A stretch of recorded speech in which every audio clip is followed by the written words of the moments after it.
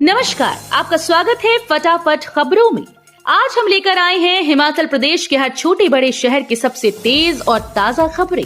तो चैनल को सब्सक्राइब कीजिए और वीडियो कहां से देख रहे हैं कमेंट बॉक्स में हमें जरूर बताइए।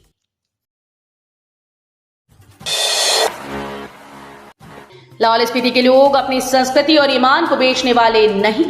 लाहौल स्पीति की जनता से धोखा करने वालों की जमानत जब्त होगी। रवि ठाकुर की जमानत जब्त करवाकर जनता उन्हें सबक सिखाएगी। अब बिके हुए लोग पैसे बांटने आएंगे और जनता इन्हें जवाब देगी, तभी इन्हें अपनी गलती का एहसास होगा।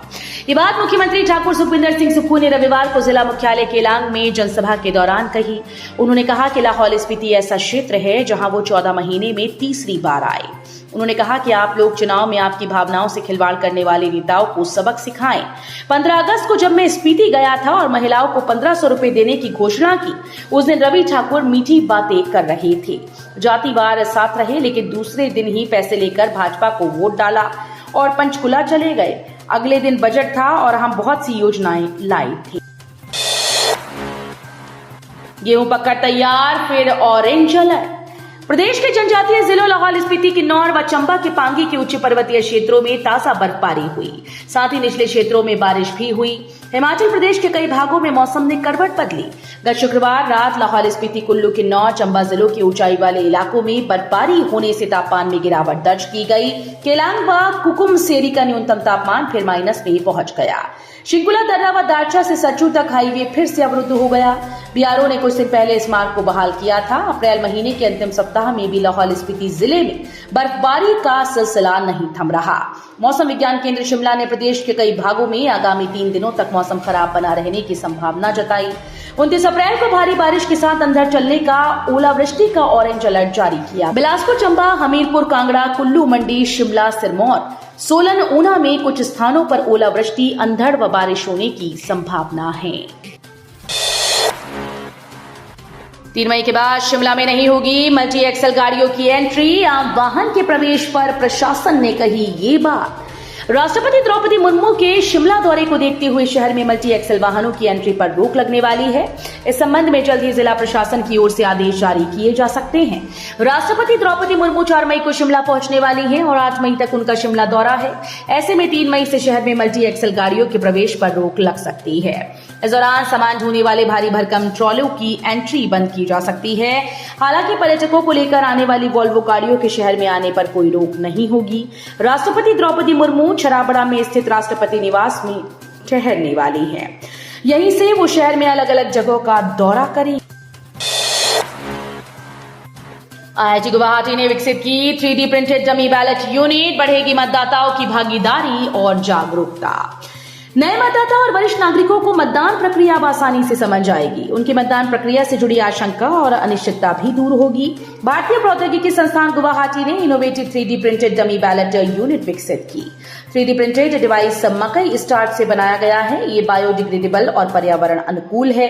इस पहल का उद्देश्य स्वीप सेल के सहयोग से मतदाता जागरूकता और भागीदारी को बढ़ाना है। अत्याधुनिक 3D प्रिंटिंग तकनीक का उपयोग करते हुए डमी बैलेट यूनिट पॉलीइलेक्ट्रिक एसिड से बनाई गई है। ये मकई स्टार्च से प्राप्त एक बायोडिग्रेडेबल और पर्यावरण अनुकूल सामग्री है। शोधार्थियों ने मतदान प्रक्रिया के दौरान उपयोगकर्ताओं की सहायता के लिए आउटपुट संकेतक के रूप में ध्वनि और प्रकाश जैसी इंटरैक्टिव सुविधाओं को शामिल करते हुए केवल 48 घंटे के अंदर डिवाइस को डिजाइन और निर्मित किया। हथियार रखे हैं, चलाना नहीं भूले। पूर्व मंत्री महेंद्र सिंह का जबानी हमला, चंद्रशेखर ने किया पलटवार। मंडी जिले के धर्मपुर विधानसभा क्षेत्र के 2 चिर प्रतिद्वंदियों में फिर जबानी जंग छिड़ गई। विधानसभा चुनाव के बाद दोनों एक दूसरे के प्रति जहर उगलने से बच रहे थे। दोनों ने 15 माह से चुप्पी साधी थी। पूर्व मंत्री महेंद्र सिंह ठाकुर ने विधानसभा चुनाव के बाद सक्रिय राजनीति से एक तरह से किनारा कर लिया था। वो पार्टी के किसी कार्यक्रम में भाग नहीं ले रहे थे। उन्होंने विधानसभा चुनाव भी नहीं लड़ा था। भाजपा ने उनकी बेटी रजत ठाकुर को टिकट दिया था। अब की बार 400 पार, हिमाचल देगा 4 की 4। पूर्व मुख्यमंत्री और नेता प्रतिपक्ष जयराम ठाकुर ने कहा कि देश में इस समय मोदी की लहर चल रही है। 10 साल के काम को देखकर देश के कोने कोने से आवाज आ रही है कि आएगा तो मोदी ही। देश के लोग किसी नेता पर इस तरह से विश्वास का कारण ही नहीं करते। इसके पीछे नरेंद्र मोदी के 10 साल की मेहनत है। उनके द्वारा देश के लोगों के लिए किए गए काम हैं। 10 साल में जो हुआ वो पिछले 70 सालों में भी नहीं हो पाया। चाहे आज किन्नौर और बॉर्डर एरिया की सड़कें हों या नेटवर्क से लेकर अन्य तरह की कनेक्टिविटी, हर क्षेत्र में ऐतिहासिक विकास हुआ। किन्नौर के लोग भी इसके गवाह हैं। प्रधानमंत्री की योजनाएं लोगों तक बिना किसी भ्रष्टाचार की पहुंची हैं। पहले के प्रधानमंत्री कहते थे कि दिल्ली से 1 रुपया निकलता है तो 85 पैसे बिचौलिए खा जाते हैं, लेकिन मोदी ने ऐसा प्रबंध किया कि एक भी पैसा बिचौलिए नहीं ले सकते। मां के साथ समय बिताने मनाली पहुंची अंतर्राष्ट्रीय बैडमिंटन खिलाड़ी साइना नेहवाल, माता हिडिंबा से लिया आशीर्वाद। अंतर्राष्ट्रीय बैडमिंटन खिलाड़ी साइना नेहवाल इन दिनों अपनी मां के साथ समय बिताने पर्यटन नगरी मनाली की खूबसूरत वादियों में पहुंची। रविवार को साइना ने हिडिंबा माता मंदिर में माथा टेककर सुख समृद्धि का आशीर्वाद लिया और घटोत्कच मंदिर में भी माथा टेका।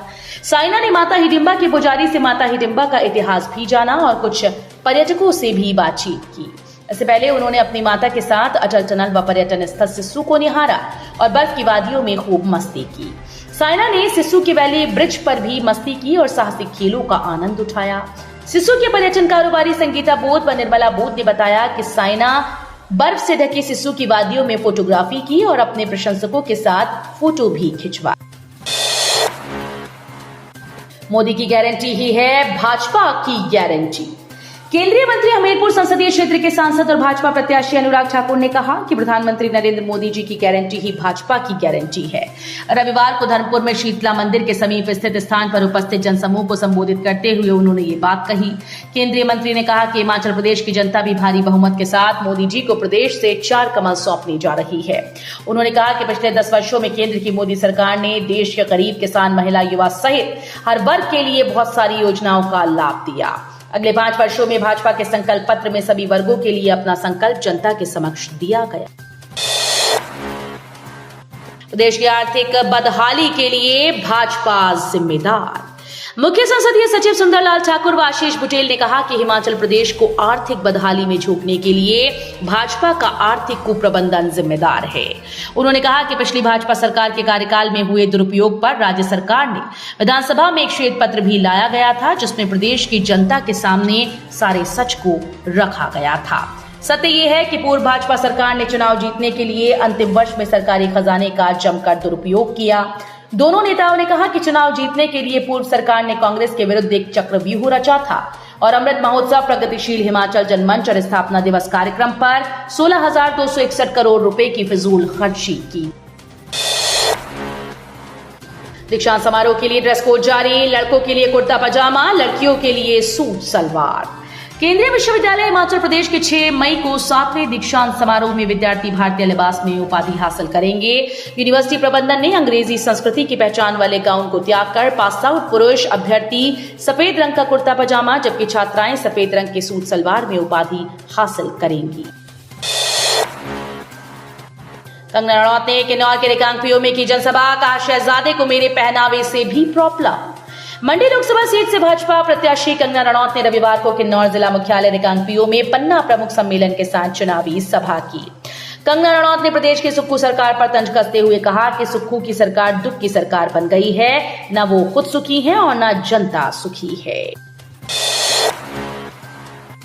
ऊना के संतोषगढ़ में चिल्लर से भरी 82 बोरियों से लदा पिकअप ट्राला पकड़ा। चुनाव आयोग की टीम ने की कार्रवाई।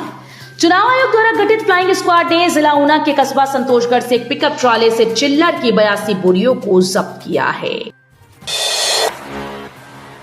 नेशनल हाईवे 707 पर लैंडस्लाइड की चपेट में आया वाहन, हादसे में 2 लोगों की हुई मौत।